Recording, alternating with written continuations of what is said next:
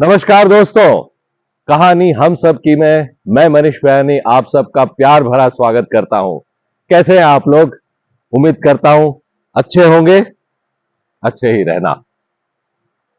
दोस्तों, हम तो हमारी रोजमर्रा की जिंदगी में व्यस्त रहते हैं, हमारे कामों में व्यस्त रहते हैं और सुरक्षित भी रहते हैं, लेकिन कई सारे हमारे जवान, हमारे ऑफिसर्स बॉर्डर पर दिन रात लगे रहते हैं ताकि हम हमारे देश में सुरक्षित रह सकें। तो दोस्तों, आज हम आपको एक ऐसी व्यक्ति से मिलाने जा रहे हैं जिन्होंने कई सालों तक हमारे देश की सेवा की और हमें गर्व है उन्हें यहां बुलाकर और उनसे आज बात करके। Colonel Venkat Raman sir, it's a pleasure having you here. बहुत गर्व है हमें आपको यहां बुला करके सर। मुझे भी, थैंक यू सो मच। आइए सर।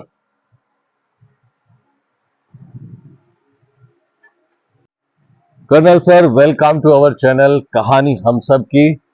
बहुत आज गर्व हो रहा है आपको यहां पर बुलाकर आपसे बात करके सर। मुझे भी, thank you so much. Good morning. Welcome sir, good morning. तो हाउ जोश? Absolutely very very high sir, that's it. Very high. Sir, आप अभी कुछ देर पहले हमसे बात कर रहे थे, आप कुछ बता रहे थे वो इन्फेंट्री डे के बारे में। Yes, it's such a coincidence. बस 3 दिन पहले की बात है। हाँ। 27 अक्टूबर को we celebrated infantry day. Oh, okay. And the infantry, as you know, is the queen of the battles. We celebrated on 27th because that's the day our forces landed in Srinagar in 1947, okay, 76 years ago, and pushed the raiders back. Oh. And we saved Jammu Kashmir. क्या बात है। तो वो हर साल हम मनाते हैं। Wow, देखिए ये तो हमें पता भी नहीं था, आज आपने बताया, तो thank you so much for sharing that with us sir. My pleasure. Sir, ये जो बातें हैं, एक आर्मी ऑफिसर, हम तो देखते हैं सर, पर्दे पर देखते हैं, फिल्मों में देखते हैं, सेल्यूलॉइड जो है कि किस तरह का जीवन उनका होता है, क्या करते हैं, लेकिन रियल लाइफ में हमें सही में नहीं पता होता कि क्या होता है, कैसी उनकी लाइफ होती है। और सर, आज आप यहाँ पर हैं तो हम ये मौका गंवाना नहीं चाहते। सर, आपके बचपन से आप हमें बताइए कि कैसा आपका बचपन रहा, कहाँ से आप बिलोंग करते हैं, और फिर हम आगे बढ़ेंगे। आपकी आर्मी वाली लाइफ भी हमें जाननी है सर। डेफिनेटली। तो बचपन से शुरू करें सर। जहाँ तक बचपन का सवाल है, मैं इसमें एक रोमांचक कहानी बताना चाहता हूँ कि how I got into the army. Okay. क्योंकि to be very honest, I want to put this record straight that it's not that only people from blue or royal families get into the army. Okay. Even an ordinary person like me can get into the armed forces and become an officer. Yes sir, you are being very humble जब आप कहते हैं ordinary person like me, हमारे लिए तो आप role model हैं। Absolutely ordinary, because I had a very ordinary childhood. मैं भी आम के पेड़ पे चढ़ के बड़ा हो गया, and in fact I was a bookworm, I would say.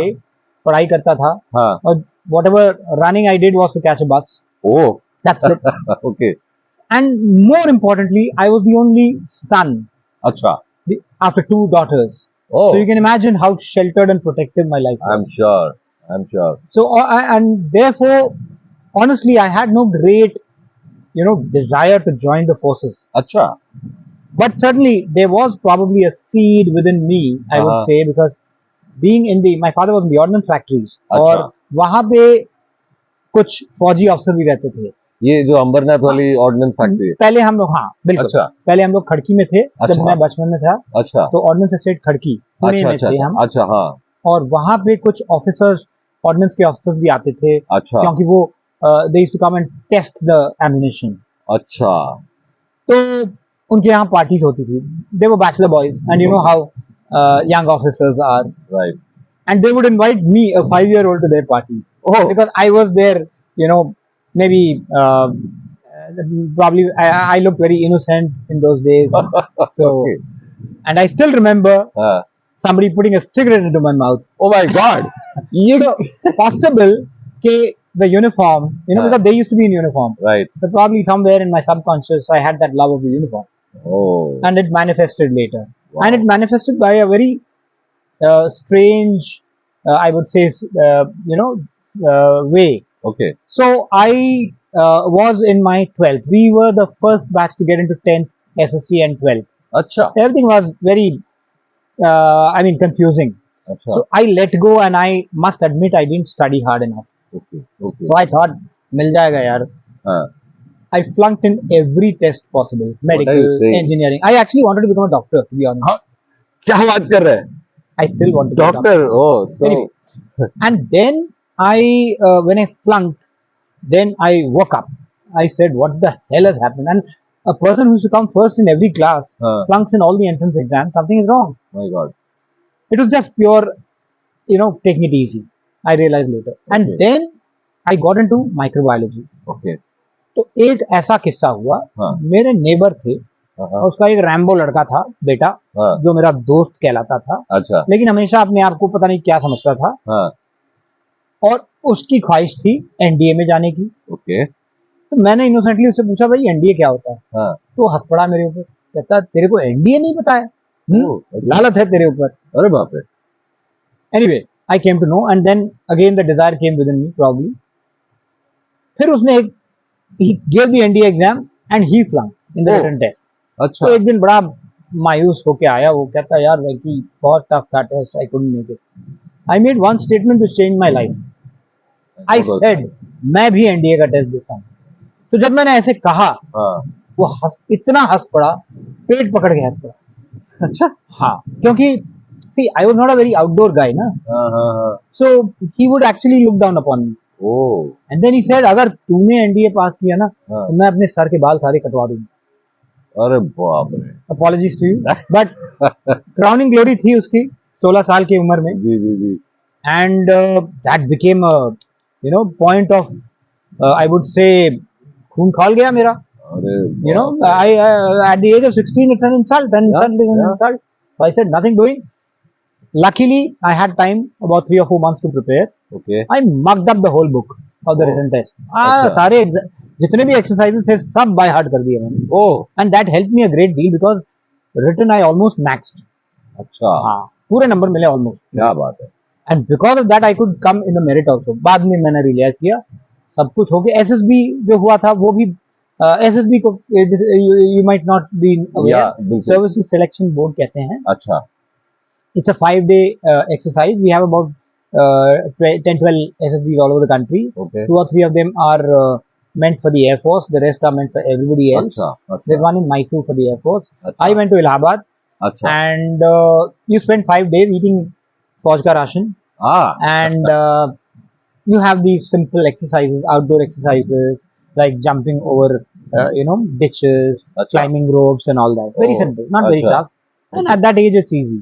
And then you have the psychological test.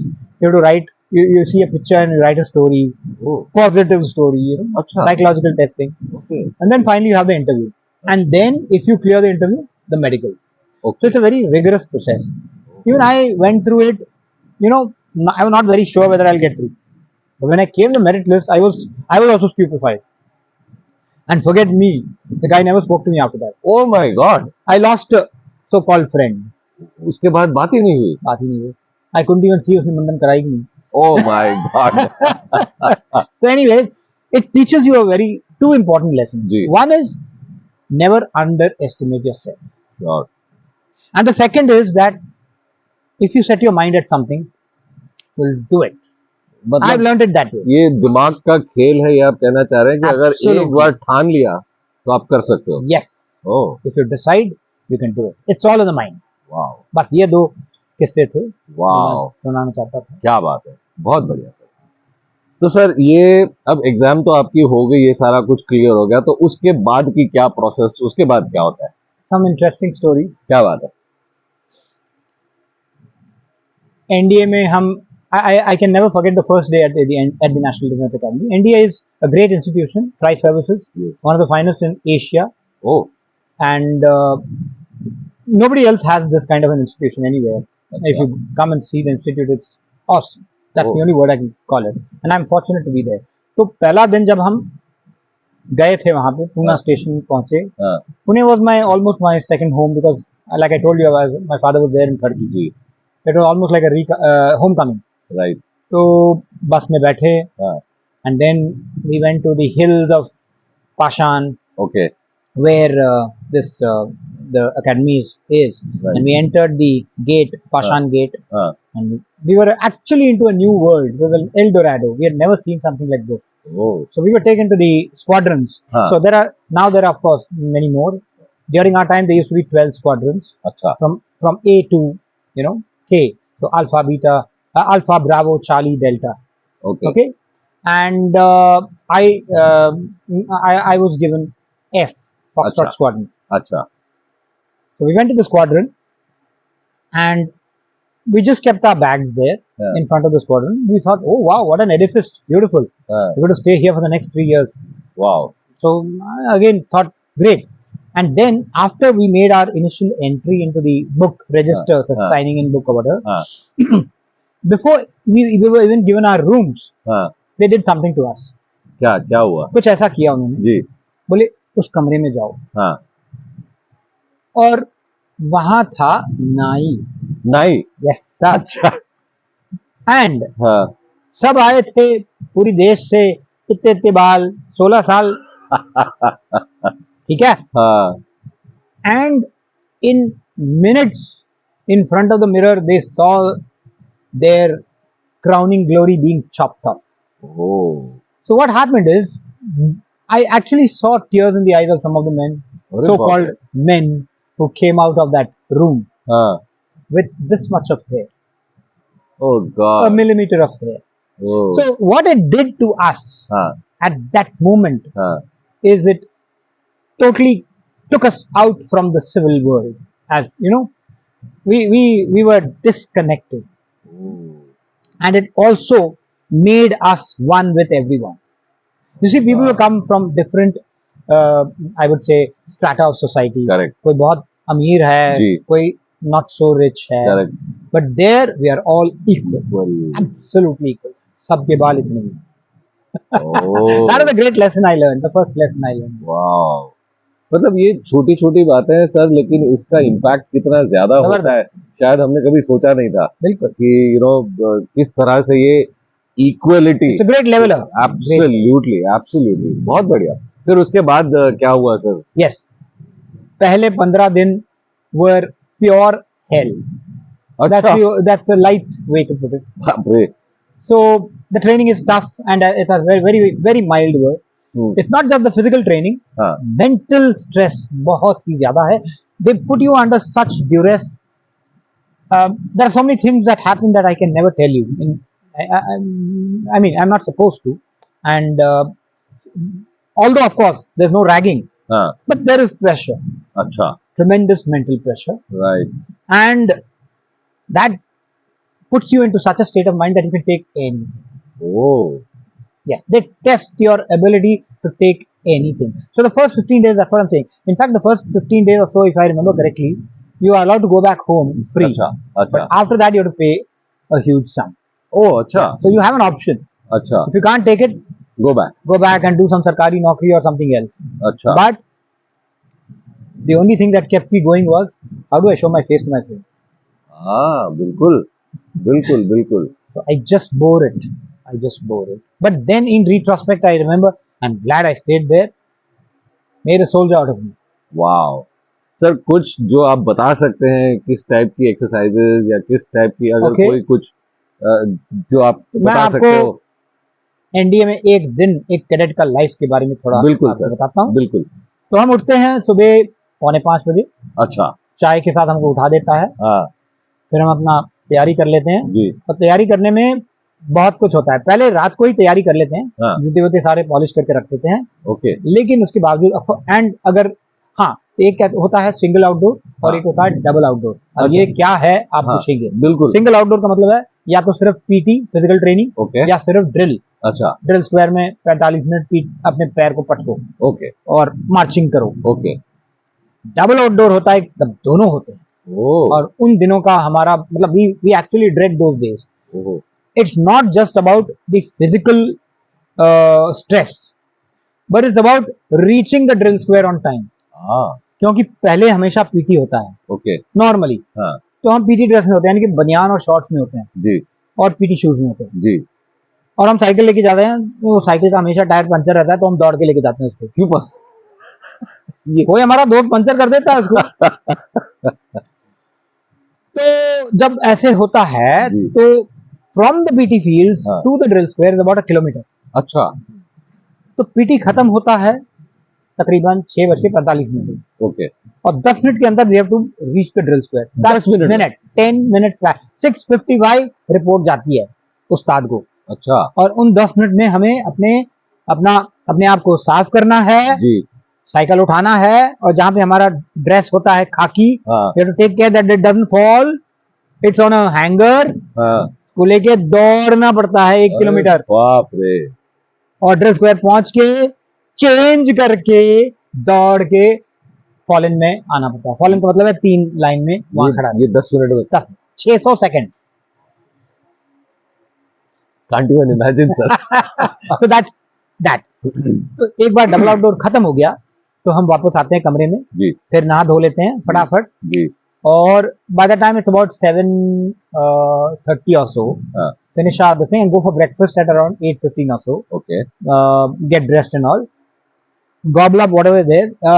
The NDA kitchen in those days was supposed to be even superior to a 5-star. Oh. And the food is terrific. Wow. बहुत ही wholesome and very nutritious, and because people from dignitaries from other countries come there and dine. Correct. Very often. Correct. But then खाना है लेकिन खाने का time नहीं। And we run through our breakfast and just pick up our bag, पता नहीं कौन सा किताब रखा उसके अंदर। बाप रे। और भागो। But and then for the next 3 or 4 hours we are sitting in the classroom supposedly paying attention to the teacher, but that is the place where I learned to sleep with my eyes open. You see, it's a great art. But jokes apart, I managed to get a torch in spite of that, and a torch is given to students who excel in academics. अरे वाह। So I did well in my graduation. That's why I got the Corps of Engineers. Oh, that's another story. Wow. तो ये फिर classroom के बाद भी आगे classroom के बाद है काफी कुछ है in the sense once you come back from classroom then there's a lot of fun in the road on the road. There are a lot of appointment seniors who catch you because your dress is not okay, because your ribbon is not okay, because your topi is not okay. So today I must have taken a lot of care in ensuring that my topi was in the right angle because we've done it so many times. We got so used to it, we can do it even when we are asleep. Because even if it is 1 inch on the other side, we get punished. Oh, punishments are free and for the asking. Now you'll say, why punishment? You might ask. आजकल के ज़माने में punishment is a taboo word. Yeah. But believe me, spare the rod and spoil the child. I firmly believe it. I'm not talking about corporal punishment. But I'm saying that unless you instill discipline in people's minds, people are bound to do anything, whatever they like. Yeah, absolutely. Because it's a free world, they say. Yes. And the point is, this punishment is something that restricts you. We have a beautiful word called restrictions in the NDA. Okay. So here, when you get 5 restrictions, 4 restrictions, it means that for 4 days or for 5 days, you will be forced to do some things and avoid doing something. Achha. It can be something as simple as not going to the cafeteria, not going to the going out on Sundays. Achha. Yeah, your movement is severely restricted, and then every hour you have to go and report to somebody. Achha. So when it makes life very uncomfortable. And report to somebody doesn't mean just go and see his face. You got to be in the in that dangri and the big pack and the small pack. Everything. Yes. Oh, ready मतलब जिस तरह से आप ready for war. उसी तरह से आपको जाकर के रिपोर्ट करना होता है. Absolutely. और अगर वो कहा जाए कि दिन में आपको 5 बार जाना है, 10 बार जाना है, तो आपको जाना है. Oh, that's it. So when you have this kind of regimen, you get automatically conditioned.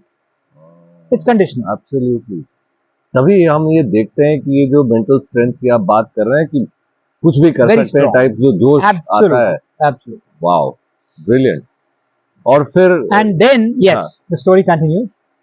After lunch, we come back and we get a so-called 1 hour rest.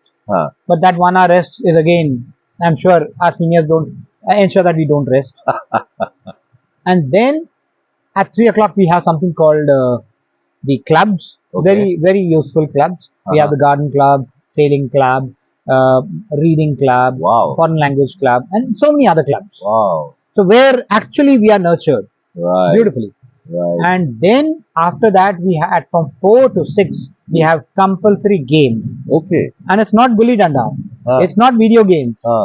Only troop games. Achha. And troop games means football, hockey, and basketball. Achha. Or volleyball at the most.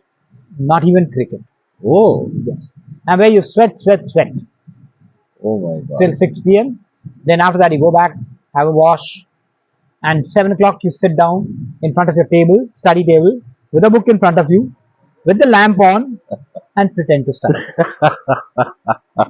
Okay? My God. So you're so tired at that time, believe me. After that, 8 o'clock, 7 to 8 is study period, then we go for dinner again. Right. That time you're a little in a better state of mind. I mean, that's the time when you're really in the best state of mind, because you have some free time. You can eat at least in peace. And then 10 o'clock is lights out. Oh. So why I say eat in peace is because the day is so filled with so many things to do. Correct. So, and there you learn how to maximize your time. Wow. Something that really stands in good stead for the entire life. Absolutely, I'm sure. But today I'm managing to teach in 5 colleges only because of that. हाँ बिल्कुल वरना Managing तो time. मुश्किल हो जाती है. Absolutely. And आजकल तो हम यही बहुत ज्यादा सुनते हैं कि टाइम मैनेजमेंट हो नहीं पाता है, ये नहीं कर पाते, वो नहीं कर पाते. वाओ. हम सीखते हैं. We learn so many things. ND has been an alma mater which we can never repay. Never. I'm sure. तो ये कितने साल सर इस तरह से? 3 साल. अच्छा. 6 terms. Okay. 6th term तक. उसके बाद then army cadets go to the Indian Military Academy at Dehradoon for army training. Very tough army training. Okay. Naval cadets go to the Naval Academy at Erimala in Kerala. Okay. And Air Force cadets go to Air Force Academy, Dundigal near Hyderabad. All right. So सबके अलग-अलग. Everyone has 1 year there. Right. And then we become commissioned officers. Oh, okay. तो आपने फिर army में जाने का decision लिया. कोई particular reason sir कि क्यों army he?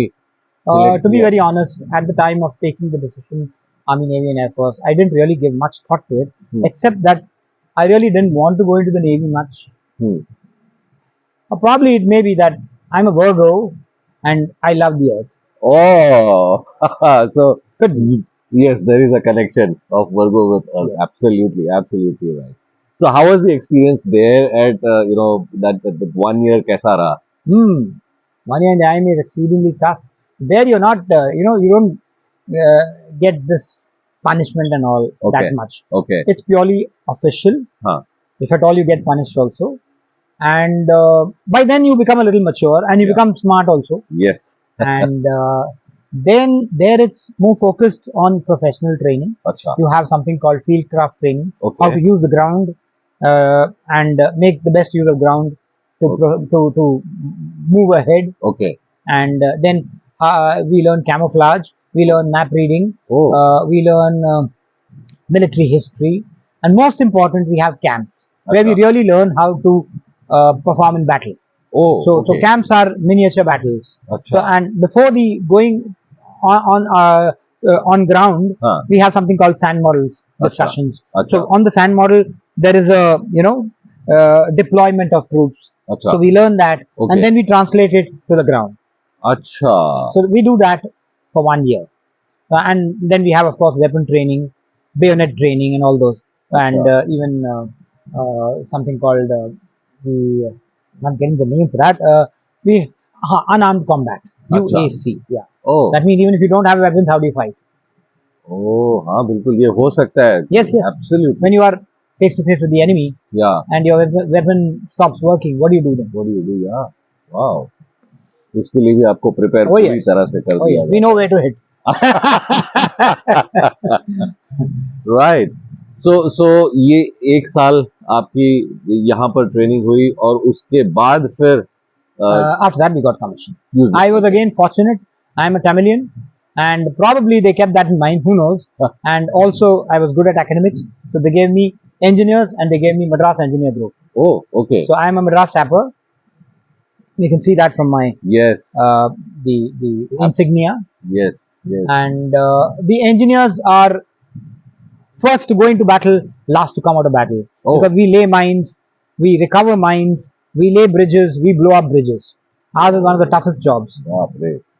And in my regiment, the Madras sappers, Ji. we have about now almost 18 or 19 regiments, battalions as you can call it. Right. So I was in 14 engineer regiment. Acha. And our slogan is Padinale Pomunale, which means 14 go forward. All The right. bulk of our troops are from Tamil Nadu. Acha. There are many from Karnataka, from Kerala, and from Andhra All as right. well. All right. But then everyone knows Tamil. अच्छा, okay, brilliant. तो ये इसके बाद sir हम ये जानना चाहेंगे आपसे कि कई सारी ऐसी बातें हुई होंगी जो आपको हमेशा याद रहती है, कुछ किस्से हुए होंगे, कुछ ऐसी बातें हुई होंगी जो हमेशा ये रहता है कि ये मैं कभी नहीं भूलूंगा। सर ऐसे कोई किस्से अगर आप हमारे साथ शेयर कर सके।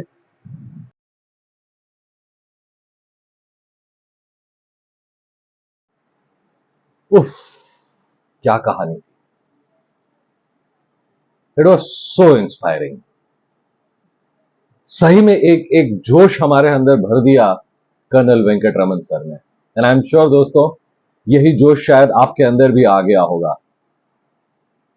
इनकी कहानी सुनने के बाद अचानक से एक गाना मुझे याद आ गया। काफी पुराना है, जब मैं कॉलेज में पढ़ता था तब का ये गाना है। जिंदगी हर कदम एक नई जंग है, जीत जाएंगे हम तू अगर संग है। बिल्कुल फिट बैठता हुआ गाना। कर्नल सर ने तो वो सारी बातें बताई जो उन्होंने प्रैक्टिस की, जो उन्हें सिखाया गया वॉर के लिए प्रिपेयर होने के लिए। लेकिन जो सोच मुझे आई वो ये थी कि यार ये मेरी लाइफ भी तो जंगी है। हर रोज कोई ना कोई जंग में जाकर के लड़ता हूं, कभी ये चैलेंज, कभी वो मुसीबत। तो क्या जो बातें कर्नल वेंकट रमन ने हमें सिखाई, क्या इसको हम अपनी लाइफ में अप्लाई नहीं कर सकते? बिल्कुल कर सकते हैं। और वही बात करते हैं हम लोग कि कौन सी वो बातें हैं जो हम हमारी रोजमर्रा की लाइफ में अप्लाई कर सकते हैं, क्योंकि हम सब भी भले बॉर्डर पे ना लड़ते हो लेकिन हमारे जीवन के हम सिपाही हैं। कर्नल वेंकट रमन ने हमें बताया था कि उनका बचपन काफी प्रोटेक्टेड रहा, काफी कुशन्ड रहा, उसे बहुत प्यार किया जाता था और बहुत संभाल कर रखा जाता था। लेकिन दोस्तों इसके बावजूद भी उनके माता पिता ने उन्हें फौज में जाने से नहीं रोका। ये जानते हुए कि फौज में जाने के बाद वो अपने परिवार से दूर रहेंगे, कितने दिनों तक दूर रहेंगे ये नहीं पता था, वहां सिचुएशन कितनी टफ होगी ये पता था, और शायद ये भी जानते थे कि कभी ऐसा भी हो सकता है कि वो वापस ही ना आए। इसके बावजूद भी उन्होंने कर्नल को फौज में भर्ती होने दिया। दोस्तों हमारे साथ भी कई बार ऐसा होता है, हम अपने बच्चों को लेकर कई बार बहुत ज्यादा पॉजिटिव होते हैं, हम भी अपने बच्चों को बहुत प्यार करते हैं, लेकिन मेरे दिमाग में जो ख्याल आया वो यही था, can't we be brave enough to send our children जो कि अपना करियर चूज करते हैं, हो सकता है वो हमसे दूर जाएं पढ़ाई करने के लिए, किसी काम के लिए, तो क्या हम उन्हें अलाउ नहीं करें उनका अपना करियर चूज करने के लिए? कर्नल वेंकट रामन की पढ़ाई के बारे में अगर थोड़ा सा सोचा जाए तो एक बहुत ही ब्राइट स्टूडेंट थे, हर एग्जाम में बहुत अच्छे नंबर से पास होते थे। लेकिन अचानक से उन्होंने कहा कि जब वो डॉक्टर बनना चाहते थे और उन्होंने कई सारे एंट्रेंस एग्जाम्स दिए और सारे एग्जाम्स में वो फेल हुए। तो दोस्तों कई बार ये होता है कि कुछ बच्चे ऐसे होते हैं या कई सारे बच्चे ऐसे होते हैं जो कि बहुत ब्राइट होते हैं, लेकिन अचानक से एक वक्त ऐसा आता है कि वो फेल हो जाते हैं। और जब भी ऐसा कुछ आता है, क्यों ऐसा होता है? हो सकता है जब बच्चा बड़ा हो रहा है तो बहुत सारे चेंजेस बच्चों में होते हैं, इमोशनल लेवल पे होते हैं, मैच्योरिटी लेवल पे होते हैं, और इसके कई सारे रीजन हो सकते हैं। तो as parents, let us not be in a hurry to label our children as failures, बल्कि हमें उनके साथ एम्पथाइज करना चाहिए और यह समझने की कोशिश करनी चाहिए कि ऐसा क्या हुआ जिसकी वजह से एक ब्राइट बच्चा या कोई भी एक बच्चा फेल हुआ है।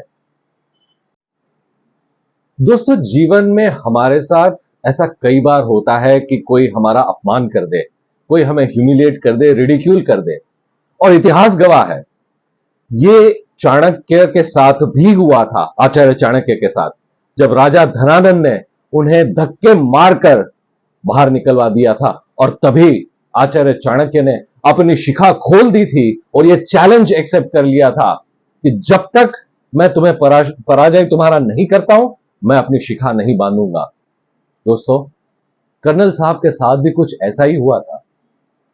उनके दोस्त ने, जब एनडीए की बातें हो रही थी, और सबसे पहले तो मजाक उड़ाया कि उन्हें एनडीए क्या है वो भी नहीं पता था, और फिर जब वो एग्जाम में पास नहीं हो पाए और कर्नल ने कहा कि नहीं, मैं एनडीए की एग्जाम दूंगा, तो उन्होंने उनकी हंसी उड़ाई और उन्हें कहा था कि अगर तू पास हो गया तो मैं अपना सर मुंडवा लूंगा।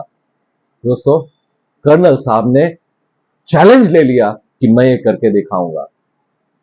हमारे जीवन में भी जब कभी ऐसा होता है, हमारे पास दो चॉइस होती है। एक, जिसने हमारा अपमान किया है उसको बिलीव करो और छोड़ दो, रोते रहो। और दूसरी चॉइस ये होती है, अपने आप पे बिलीव करो और करके दिखाओ, अपने आप को अंडर एस्टिमेट मत करो। कर्नल साहब ने दूसरा चॉइस लिया और एनडीए में मेरिट लिस्ट में आए। If you decide, you can do it, it's all in the mind. Colonel साहब ने कहा था कि जब वो एनडीए गए थे, पहला दिन एनडीए का, तो सबसे पहले उनको एक रूम में भेजा गया, और उस रूम में था एक नाई, और जितने भी लोग आए थे सबकी सब पहले हेयर कटिंग हुई, सबके छोटे छोटे बाल हुए। तो ये क्या सिखाता है हमें? दोस्तों, ये एक सिंबॉलिज्म है। सिंबॉलिज्म किस बात का? अगर हम हमारी लाइफ की ओर देखें तो देखिए, टीम हर जगह होती है। हमारी अपनी फैमिली, ये भी एक टीम है। हम जहां काम करते हैं, जिनके साथ काम करते हैं, वो भी एक टीम है। हमारे दोस्त हैं, वो भी एक टीम है। तो क्या ऐसा है कि जहां जहां टीम है हम जाकर के सारे बाल कटवा लें और सेम का बाल रखें, सेम तरह के कपड़े पहने? क्या ये है? नहीं दोस्तों, कर्नल साहब ने कहा था ये एक लेवलर है। उन्हें यह कहा गया था कि यहां कोई ऊपर नहीं है, कोई नीचे नहीं है, कोई गरीब नहीं है, कोई अमीर नहीं है, क्योंकि वहां देश के अलग अलग कोने से लोग आते हैं और सब एक समान है। और जब भी हम कोई एक टीम बनाने की बात करते हैं दोस्तों, तो ये जो फीलिंग है, ये जो सिंबॉलिज्म, एक साथ रहने का, एक समान होने का, ये बहुत ही ज्यादा जरूरी हो जाता है। दोस्तों, ये बाल कटाना एक ट्रांसफॉर्मेशन है, लेकिन ये सिर्फ एक फिजिकल ट्रांसफॉर्मेशन नहीं है, ये एक मेंटल ट्रांसफॉर्मेशन है। और अगर हम ये कर पाते हैं तो एक बहुत मजबूत टीम, हम, हमारी फैमिली हो चाहे वर्क प्लेस हो, हम बना सकते हैं। शुरुआत से ही एनडीए में कर्नल साहब ने कहा कि उनकी लाइफ बहुत ज्यादा स्ट्रेसफुल थी। फिजिकल स्ट्रेस तो था ही, लेकिन उससे ज्यादा मेंटल स्ट्रेस था वहां पर। तो दोस्तों, अगर हम पैरेलल ड्रॉ करें हमारी लाइफ के साथ भी, तो हमारी लाइफ में भी कई सारे हमारे मेंटल स्ट्रेस होते हैं।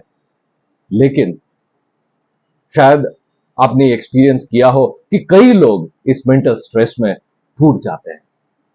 तो क्या दोस्तों, हम कर्नल साहब से यह सीख सकते हैं कि उन्होंने किस तरह से इस स्ट्रगल को ओवरकम किया?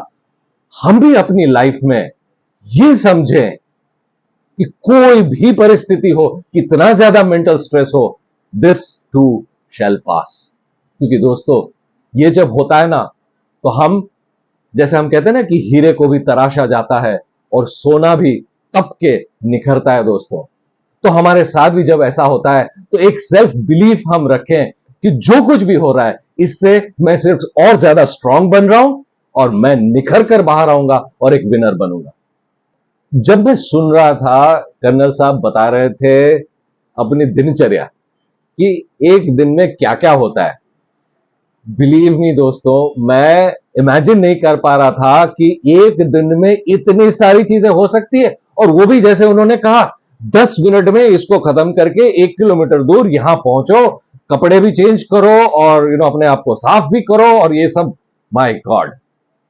लेकिन एक चीज सोचने पे उन्होंने मजबूर कर दिया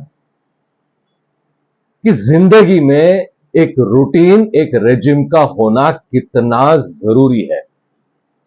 और फिर मैं ये सोच रहा था कि मैं क्या करता हूं।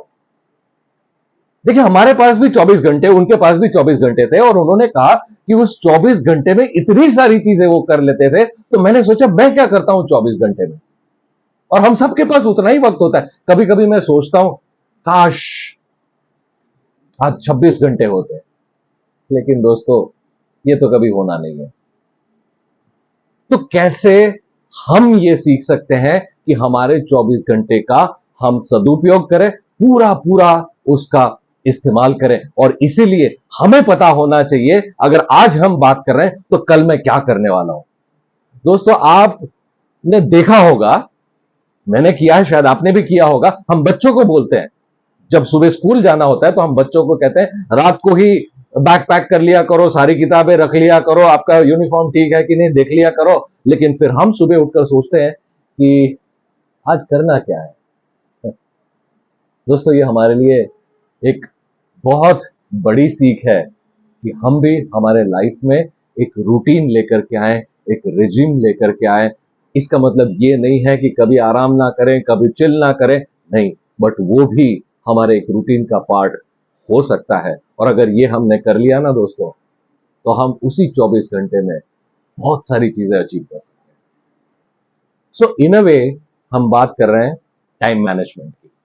और अगर हम टाइम मैनेजमेंट की बात करें तो सवाल ये आता है कि क्या हम टाइम को मैनेज कर सकते हैं? जवाब है नहीं। It's all about managing ourselves with respect to time. वो कैसे कर सकते हैं? सेल्फ कंट्रोल और सेल्फ मैनेजमेंट से। कर्नल साहब ने हमें बताया कि ये एक डिसिप्लिन हुआ करता था कि उनको अपने जूते हमेशा पॉलिश करके रखने चाहिए। इनफैक्ट उन्होंने हमारे साथ ये भी शेयर किया था कि उनके जो सीनियर होते थे वो देखते थे कि जूते में क्या चेहरा दिख रहा है, और अगर नहीं तो कई बार पनिशमेंट भी हो जाती थी। तो जूते पॉलिश होना, कपड़े क्लीन होना, उन्होंने अपनी टोपी के बारे में बताया कि एक पर्टिकुलर एंगल पे ही होनी चाहिए। तो दोस्तों, मैं ये सोच रहा था कि ऐसा क्यों, ऐसी क्या बात है जिसकी वजह से इतना पर्सनल ग्रूमिंग के ऊपर ध्यान दिया जाता है। एक बात मेरी समझ में ये आई दोस्तों कि जब हम नीटली ड्रेस्ड होते हैं, हम हमारे पर्सनल हाइजीन की तरफ ध्यान देते हैं, वो हमारे बाल हो, हमारे कपड़े हो, हमारे जूते हो, तो एक बात तो पक्की है कि हम बहुत ही ज्यादा कॉन्फिडेंट फील करते हैं, क्योंकि मैं अपने आप को बहुत अच्छे तरीके से प्रेजेंट कर पाता हूं। और दोस्तों, ये समझने वाली बात है कि मुझे अपना ध्यान जरूर रखना है, और अगर मैं अपना ध्यान रखूंगा तभी जाकर के मैं औरों का ध्यान भी रख सकता हूं। तो आई थिंक ये पर्सनल हाइजीन, पर्सनल ग्रूमिंग भी हमारी सक्सेस के लिए बहुत इंपॉर्टेंट है। डिसिप्लिन को लेकर ही कर्नल साहब ने एक और कोट कहा था, spare the rod and spoil the child. क्या मतलब है इसका? उन्होंने कहा कि डिसिप्लिन लाने के लिए यह जरूरी नहीं कि हाथ में छड़ी लेकर के ही पनिशमेंट दी जाए। दोस्तों, अगर हम देखें हमारे बच्चों के साथ भी या कहीं भी अगर हमें डिसिप्लिन लाना है तो यह जरूरी नहीं कि ऐसे ही कोई कॉर्पोरल पनिशमेंट दी जाए या मारा जाए।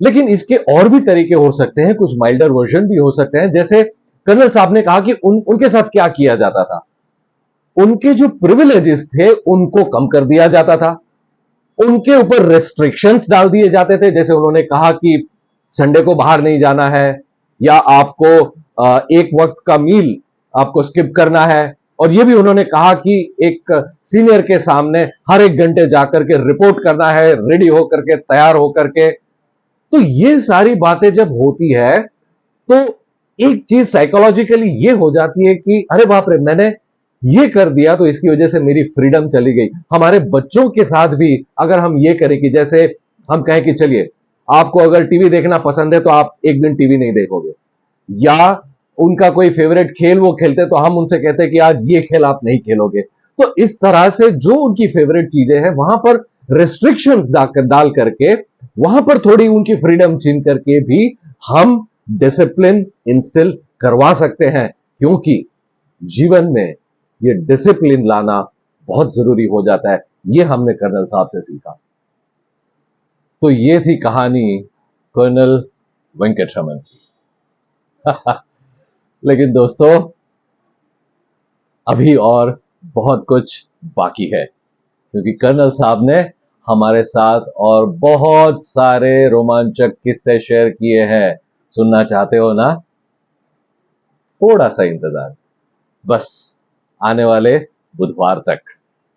बुधवार को फिर हम आएंगे कहानी का पार्ट 2 लेकर के, और वो सारे रोमांचक किस्से जो कर्नल साहब ने हमारे साथ शेयर किए उसे आप देख पाओगे। लेकिन तब तक आपको क्या करना है? लाइक, शेयर, कमेंट और सही subscribe. So thank you so much दोस्तों, आज का हमारा ये वीडियो देखने के लिए। फिर मिलते हैं बुधवार को। तब तक के लिए please take good care of yourself. नमस्कार।